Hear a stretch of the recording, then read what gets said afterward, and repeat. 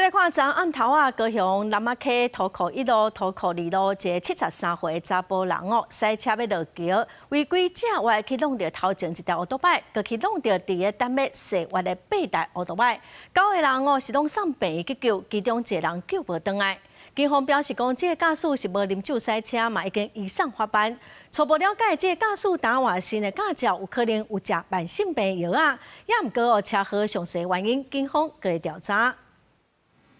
白色轿车入桥了，违规驾犯弄到直行机车，查甫技师倒地了后，白车搁弄向头前的大转架，大转架内底技师未负反应，连续倒地，造成9人丧死。代志发生伫16尾险啊，肇事驾驶是一个73岁查甫人，无照后赛车闯祸。9个伤者内底，上升被弄到的技师当场救无倒来，甲17载起，还有1人留院观察。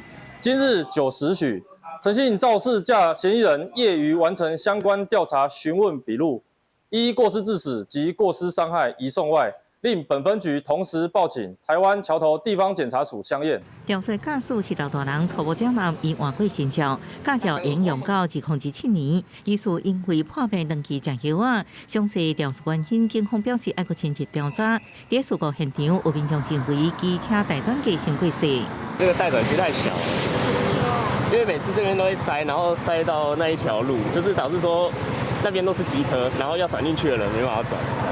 对，车流量太大。高速它可以不停红灯直接过来，如果它慢一点，然后骑红灯所以下来骑很快。